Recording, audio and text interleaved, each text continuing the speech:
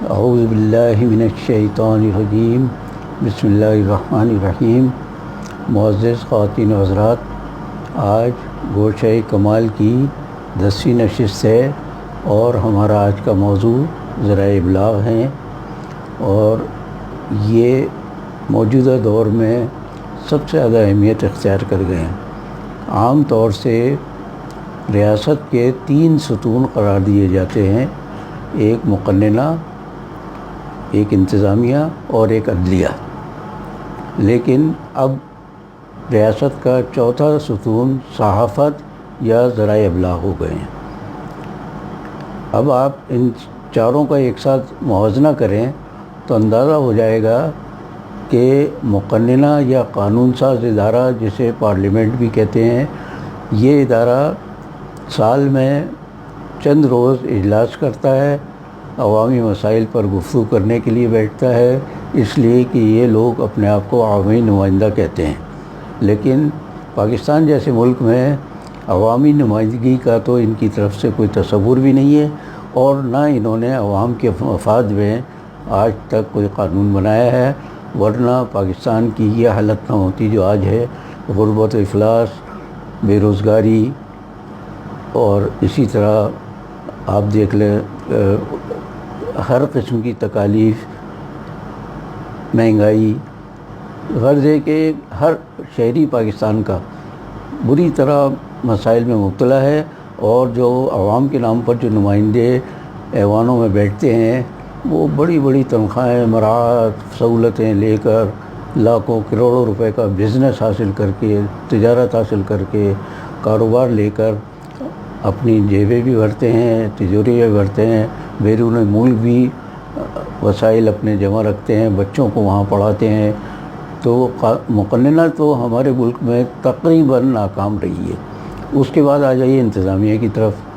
تو انتظامیہ کے تو 2 نہیں 4 ہاتھ ہیں، اور چاروں ہاتھوں سے یہ لوٹنے میں، عوام کو تنگ کرنے میں، انہیں مظالم اور تکالیف میں مبتلا کرنے میں، انہیں پریشانیاں دینے میں، انہیں اذیت پہنچانے میں ہماری انتظامیہ جتنی آگے ہے، دنیا کی بدترین قومیں بھی شاید ہم سے پیچھے ہوں انتظامیہ کے معاملات میں۔ ان کے بھی اجلاس بھی ہوتے ہیں، یہ ان کے لوگ جو ہیں بیوروکریٹس اور وزراء، یہ آ کر دورے بھی کرتے ہیں غریبوں کے، ان کو بڑے دلاسے دیتے ہیں، تسلیاں دیتے ہیں، لیکن آپ دیکھ لیجیے کہ پاکستان کا اس وقت جو حال ہے وہ دنیا کے غریب ترین ممالک میں شمار ہوتا ہے۔ تعلیم کے لحاظ سے بھی آپ دیکھ لیں، بے روزگاری کے لحاظ سے دیکھ لیں، لوگوں کو صاف پانی تک نہیں ہے، صاف ہوا میسر نہیں۔ تو جس ملک میں عوام کو صاف پانی اور ہوا میسر نہ ہو تو سمجھ لیجیے کہ وہاں کی انتظامیہ بالکل بیکار ہے، اور اس کے تمام اختیارات سارے فضول ہیں۔ جبکہ کمال کی بات یہ ہے کہ انہیں لٹھ بردار فورس کی بھی حمایت حاصل ہے، وہ ان کی پشت پر رہتی ہے ہمیشہ، ان کے ہر کام کے لیے وہ لوگوں کو تنگ کرتی ہے۔ تو اس طرح انتظامیہ بھی فیل ہے ہمارے یہاں۔ اب آئیے عدلیہ کی طرف۔ عدلیہ پر ایک زمانے میں ہمارے لوگوں کا بڑا اعتماد تھا، اور آج بھی یہ واحد ادارہ ہے جس پر زیادہ تر اعتماد کیا جا سکتا ہے، لیکن قانون کے بارے میں مشہور ہے کہ یہ اندھا ہوتا ہے، اسی لیے انصاف کے لیے بھی کہا جاتا ہے کہ اس کی آنکھوں پر پٹی بندھی ہوتی ہے۔ یہ ثبوت و شواہد کی روشنی میں فیصلے کرتے ہیں، اور ثبوت و شواہد کا یہ حال ہے کہ پولیس اور انتظامیہ فراہم کرتی ہے، اس کی بنیاد پر یہ فیصلے کرتے ہیں، اور ان فیصلوں پر غریبوں کو تکالیف ہوتی ہے، پریشانیاں ہوتی ہیں۔ بہت کم ایسا ہوتا ہے کہ غریبوں کی داد رسی عدالت سے ہو جائے۔ تو یہ ان 3 جو ہمارے ریاست کے ستون ہیں، ان کی ناکامی کے بعد ذرائع ابلاغ نے اہمیت اختیار کی۔ آج دیکھ لیجیے پاکستان میں سینکڑوں چینل ہیں جو لوگوں کے مسائل صحیح یا غلط پیش کرتے ہیں، اس میں ان کے یہاں بھی بہت زیادہ زیادتیاں ہوتی ہیں، لیکن بہرحال یہ چوتھا ستون ایسا ہے کہ جو عوام کے مسائل کو پیش کرتا ہے اور ساری دنیا تک پہنچاتا ہے کہ ہمارے یہاں حکمرانوں کا رویہ عوام کے ساتھ، انتظامیہ کا رویہ عوام کے ساتھ کیا ہے، انہیں انصاف مل بھی رہا ہے یا نہیں مل رہا۔ تو میں آپ سے عرض کر دوں کہ پاکستان میں اخبارات و جرائد ایک زمانے میں بڑے آزاد رہے، اس کے بعد ان پر قید و بند کی، صحافیوں پر صعوبتیں نازل ہوئیں، اخبارات بند ہوئے، اور سینسرشپ کا ایک زمانے میں اس قدر سخت قانون تھا کہ اخبارات پریشان تھے، ایک خبر لگاتے وہ کہتے نہیں جی یہ نہیں چھپے گی، دوسری لگاتے کہ یہ نہیں چھپے گی، تو اخبارات کا چھاپنا بہت مشکل ہو گیا تھا ایک زمانے میں۔ لیکن میں آج بڑے وثوق سے یہ بات کہہ رہا ہوں کہ اخبارات کو بھی پوری آزادی حاصل ہے، اور ٹی وی کے اداروں کو تو جو آزادی حاصل ہے ہمارے ملک میں، وہ جو چاہتے ہیں بیان کرتے ہیں، لوگوں کے صحیح غلط مسائل کو پیش کر کے کوشش کرتے ہیں کہ اپنی ریٹنگ بڑھائیں۔ میں آغاز کرتا ہوں ٹی وی کا۔ پاکستان میں 26 نومبر 1964 کو ٹی وی کی نشریات کا آغاز ہوا تھا، اور اس کے بعد پھر دسمبر میں جا کر اسی سال مشرقی پاکستان سے ٹی وی کی نشریات شروع ہوئی۔ یہ وہ دور تھا جو ایوب خان کا دور تھا۔ اس دور میں کوشش یہ کی گئی کہ ٹی وی کے ذریعے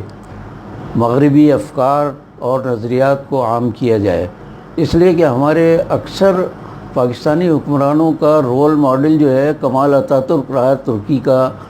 ڈکٹیٹر، جس نے ترکی میں اسلام اور مسلمانوں کو جو تکالیف پہنچائی ہیں اور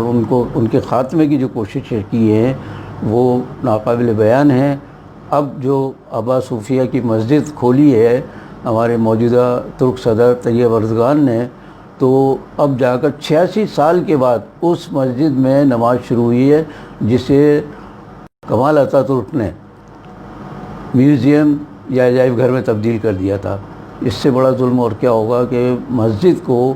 کوئی مسلمان حکمران جو اپنے آپ کو مسلمان کہتا ہو وہ اس کو عجائب گھر میں تبدیل کر دے۔ بہرحال یہ دوسرے ملک کی بات تھی۔ ہمارے ہاں ایوب خان صاحب نے، جو پہلے فوجی عامر تھے پاکستان میں، انہوں نے کوشش کی کہ پاکستان میں اردو زبان کو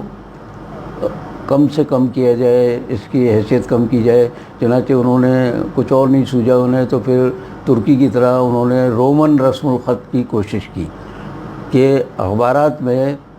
ایک صفحہ زمانے میں مجھے یاد ہے جنگ نے شروع کیا تھا کہ ساری رومن میں لکھا جاتا تھا۔ اب رومن زبان کا مطلب یہ ہے کہ انگریزی حروف تہجید جو ہیں اس میں اردو لکھی جائے۔ اب اس سے اندازہ کر لیں کہ اگر کوئی شخص کہے بات اور کوئی شخص کہے بلہ، اب بلہ اور بات کو رومن میں BAT بیٹ لکھیں گے۔ اب BAT بیٹ پڑھنے والا سوچے گا کہ پتہ نہیں بات ہے یا بیٹ ہے، یہ بلہ والا بیٹ ہے یہ۔ تو اسی طرح خط ہے اردو کا لفظ، اور ایک لفظ ہے کھاٹ، تو دونوں کو KHAT لکھیں گے رومن زبان میں۔ اب جب رومن میں کوئی شخص پڑھے گا تو اس کی سمجھ نہیں آئے گا کہ اس کو خط پڑھوں یا کھاٹ پڑھوں میں، اس لیے کہ انہوں نے خط کا سرا اور کھاٹ کا صحرا، کھٹ کا سرا اور کھاٹ کا سرہانہ وہ ایک کر کے اور کھاٹ بنانے کی کوشش کی، لیکن عوام کے شدید رد عمل پر ایوب خان کو اپنا یہ فیصلہ واپس لینا پڑا، اور اردو زبان آج بھی اللہ کے فضل سے اپنے اصل رسم الخط پر قائم ہے، رائج ہے، اور دنیا بھر میں پھیل رہی ہے۔ ٹی وی کے پروگراموں کا جب آغاز ہوا تو دروغ بر گردن راوی کہا جاتا ہے کہ اس وقت ٹی وی کی نشریات کے آغاز کے لیے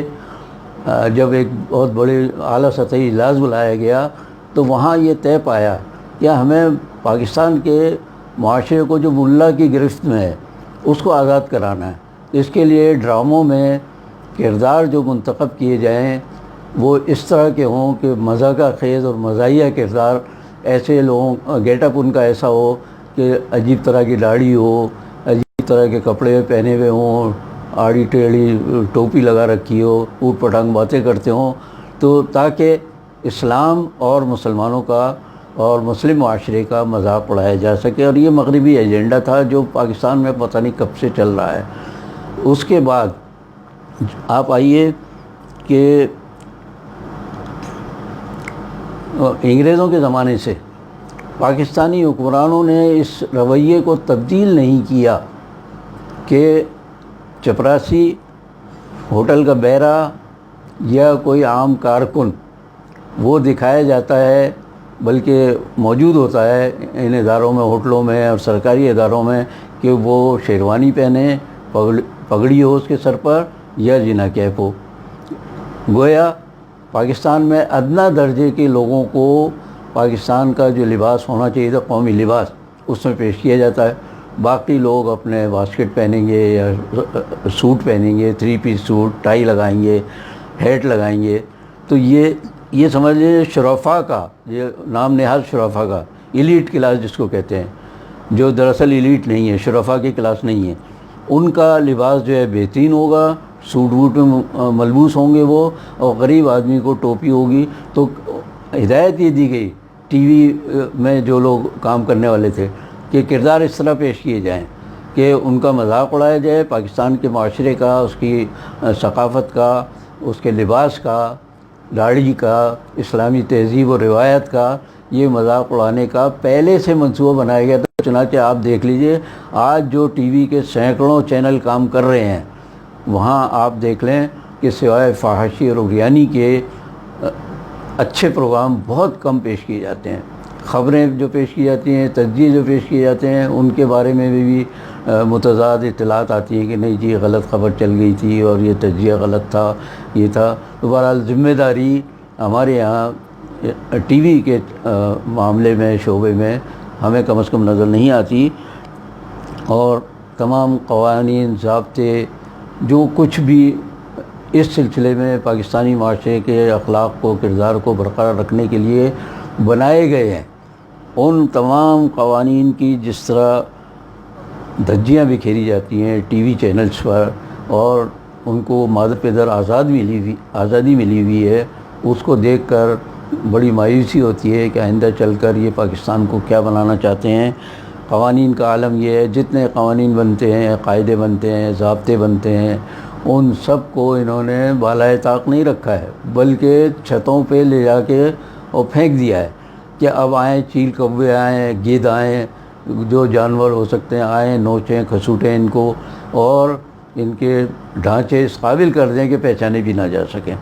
یہ عالم ہمارے یہاں ٹی وی کا ہے۔ مجھے افسوس کے ساتھ کہنا پڑ رہا ہے کہ میں ذرائع ابلاغ کا ایک شخص ہوتے ہوئے بھی